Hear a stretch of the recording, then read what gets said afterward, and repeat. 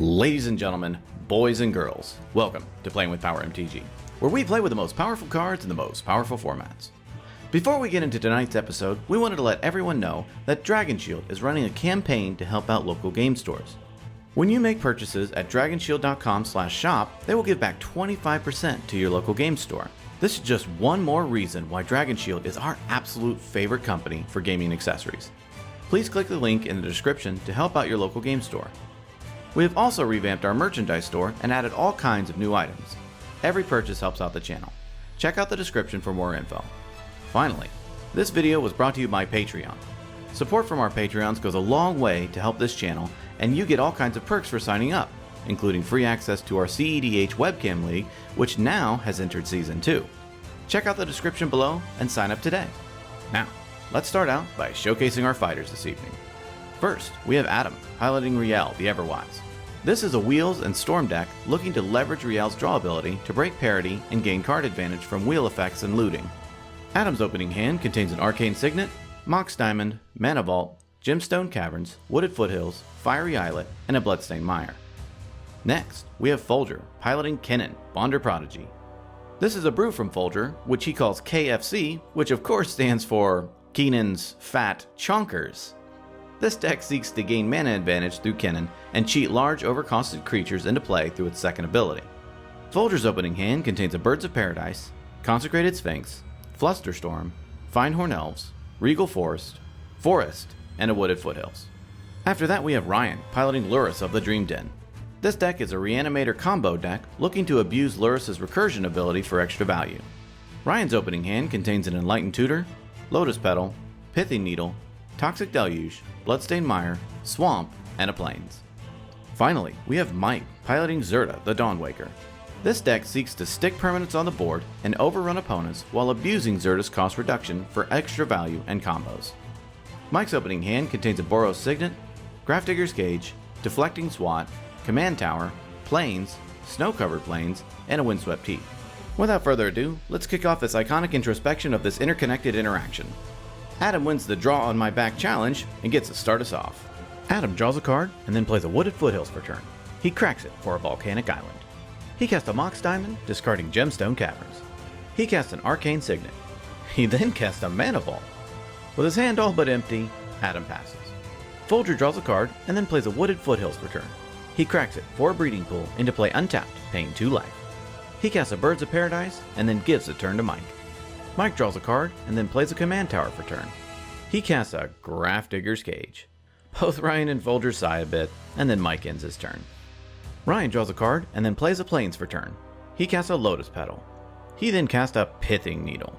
Pithing Needle enters, and Ryan names Kinnan, Bonder Prodigy. Folger is wondering how he's ever going to win the game at this point, and Ryan passes. Adam draws and then plays a Bloodstained Mire for turn. He casts his commander, Rielle the Everwise. Adam passes. Folger draws and then plays a Forest for turn. He casts his commander, Kinnan, Bonder Prodigy. He follows up with a Finehorn Elves and then ships the turn to Mike. Mike draws and then plays a Snow-Covered Plains for turn. He casts a Boros Signet. Mike passes. At the end of Mike's turn, Ryan casts Enlightened Tutor. Everyone jokes that Ryan should fetch up a Cursed Totem to shut off Folger 3 different ways. Tutor resolves, and Ryan fetches up a Cursed Just kidding, he fetches up a Mana Crypt onto the top of his library. Ryan draws and then casts a Mana Crypt. He plays a Swamp for turn. He casts Toxic Deluge, paying 3 life. Deluge resolves and wipes the board. Ryan ships the turn. At the end of Ryan's turn, Adam cracks his Bloodstained Mire for a Snow-Covered Mountain. Adam draws and then plays a Steam Vents, into play tapped. He passes. Folger draws and then plays a Forest for turn. He also passes. Mike draws and then plays a Windswept Heath for turn. He cracks it for a Plateau. He casts a Talisman of Conviction. He casts his commander, Zirda, the Dawnwaker. He follows up with a Lion's Eye Diamond and gives the turn over to Ryan. Ryan draws and then plays a Bloodstained Mire for turn. He casts a Mox Opal. He cracks his Bloodstained Mire for a Scrubland.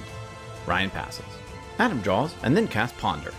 He looks at the top 3, rearranges, and draws a card. He plays a Fiery Islet for turn. He casts a Felwar Stone. Adam ends his turn. Folger draws and then plays a Scalding Tarn for turn. He cracks it for an island. He casts a Llanowar Elves and ships the turn to Mike. Mike draws and then plays a Plains for turn. He casts a Sword of Fire and Ice. He equips the sword of Zirda, which costs less because of Zirda's ability, and then attacks Ryan. Ryan takes the hit, and Mike's Sword of Fire and Ice triggers. He deals 2 damage to Folger's Llanowar Elves, and he draws a card. Mike passes. At the end of Mike's turn, Ryan casts Ad Nauseam. In response, Folger casts Flusterstorm, countering the spell. Ryan untaps, draws his card, does nothing else, and passes the turn. Adam draws and then starts off by recasting his commander, Rielle. He then casts Burning Inquiry. In response, Mike, in order to get it out of his hand, casts Containment Priest. Folger stares unblinking at Mike, and Burning Inquiry resolves. Everyone draws 3 and discards 3 at random. Rielle triggers, and then Adam draws 3 cards. He casts a Mox Opal. He plays a Mystic Sanctuary. Adam passes. Folger draws, and then casts a Soul Ring. He casts Freyalise, Llanowar's Fury. He activates Freyalise's first ability, creating a 1/1 Druid. Folger passes. Mike draws, and then moves to combat. He attacks Adam with Zirda and Containment Priest at Freyalise. Both declare no blocks. Mike's sword triggers. He shoots Freyalise for 2, and then draws a card. He plays a Buried Ruin for turn. He casts a Ranger Captain of Eos. Ranger resolves, and Mike fetches up a Walking Ballista into his hand. He casts Walking Ballista where X equals 1. Mike ends his turn. Ryan draws, and then plays a Gyre Reach Sanitarium for turn. With nothing else, Ryan passes. Adam draws, and moves to combat, attacking Ryan with Rielle. Ryan takes the hit, and in his second main phase, Adam casts Merfolk Looter. He follows up by casting Anya's Ravager. He ends his turn. At the end of Adam's turn, Mike adds a counter to Walking Ballista, reduced by Zirda, and then activates Ballista, shooting Freyalise, killing it. Folger draws and plays an island for turn. He casts a Consecrated Sphinx. Sphinx resolves, and Folger passes the turn. During Mike's upkeep, Adam casts Pyroblast, targeting Consecrated Sphinx. Sphinx is destroyed, and Mike draws for turn, and then he moves to combat. He attacks Ryan with Walking Ballista, Adam with Zirda, and Folger with Ranger Captain and Containment Priest. Everyone takes the hit. Mike's swords triggers. He shoots 2 at Rielle and draws a card. He plays a Flooded Strand for turn. He puts a counter on Walking Ballista. He then removes the counter, shooting Rielle and killing her. He casts a Mana Vault, and then gives the turn to Ryan. Ryan draws and then casts his commander, Lurrus of the Dream Den. He casts a Skull Clamp. He equips Skull Clamp onto Lurrus. Ryan passes. Adam draws and then casts a Thought Courier. He attacks Mike with Anya's Ravager. Ravager triggers, and Adam discards his hand and draws 3. Mike takes the hit, and in Adam's second main phase, he plays a Snow-Covered Island. Adam passes. At the end of Adam's turn, Mike cracks his Flooded Strand 4 planes. He adds 2 counters to Walking Ballista, and then shoots Adam's Merfolk Looter and Folger's Elf Druid token. In response, Adam activates Looter, drawing and discarding. Folger draws for turn, and then casts his commander, Kinnan. Folger passes. Mike draws, and then attacks Adam with Walking Ballista, Ranger Captain, Containment Priest, and Zirda. Adam takes the hit. Mike's swords triggers, and he deals 2 damage to Kinnan, and then draws a card. He plays a Plains for turn, and passes. Ryan draws, and then moves to combat, attacking Folger with Lurrus. Folger takes the hit, and Ryan gains 4 life. Next, Ryan casts Diabolic Intent, sacrificing Lurrus as a cost. Ryan sends Lurrus to the graveyard, triggering Skull Clamp, and Ryan draws 2 cards. With Diabolic Intent on the stack, Adam responds by casting Counterspell, countering the tutor. Next, Ryan casts Sorceress Spyglass.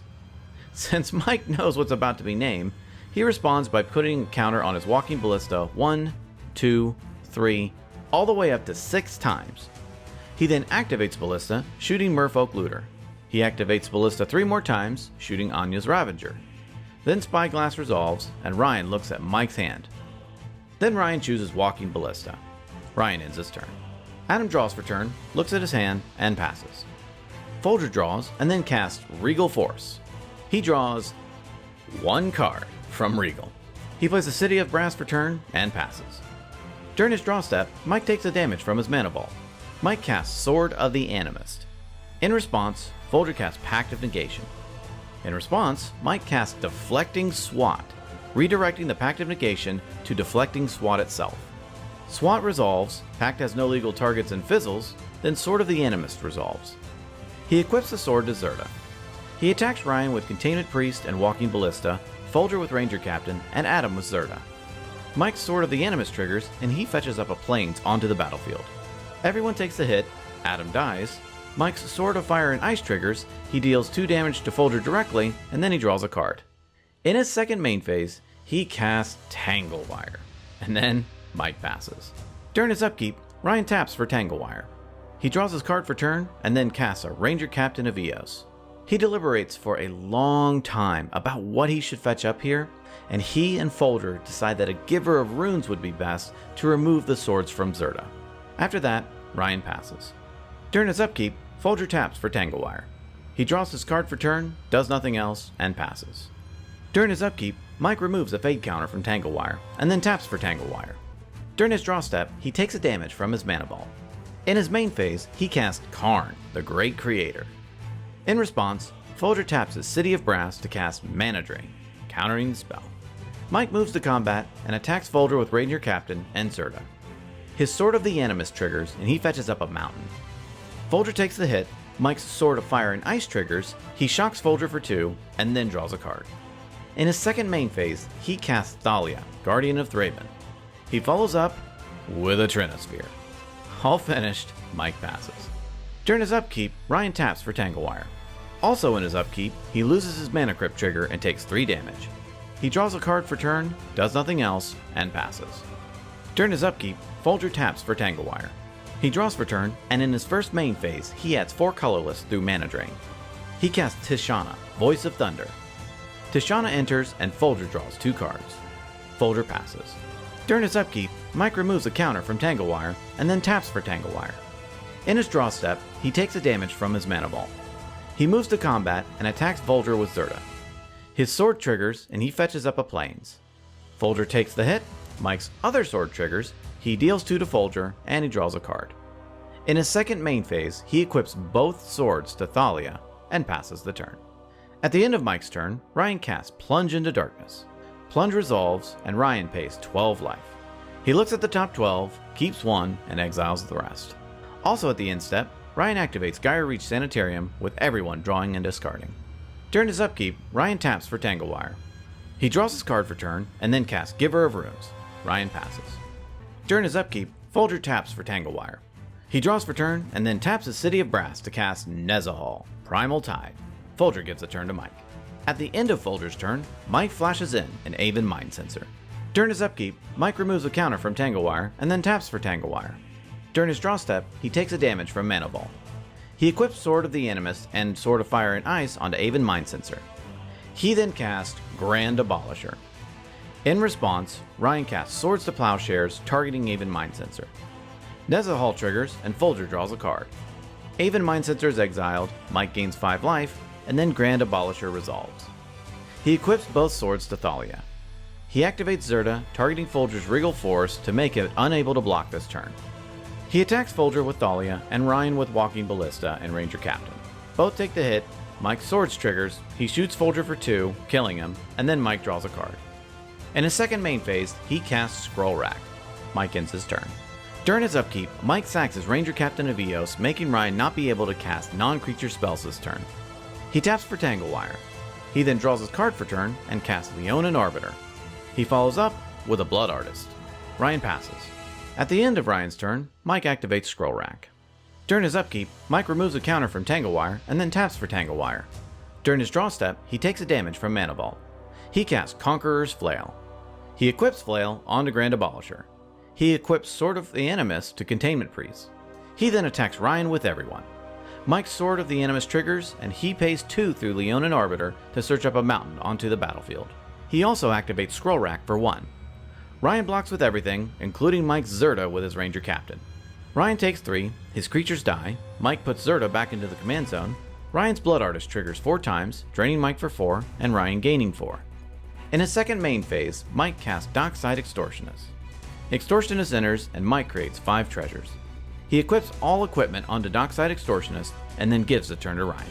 Ryan, looking at Mike's board, and looking at his hand, decides his time is up and concedes the game.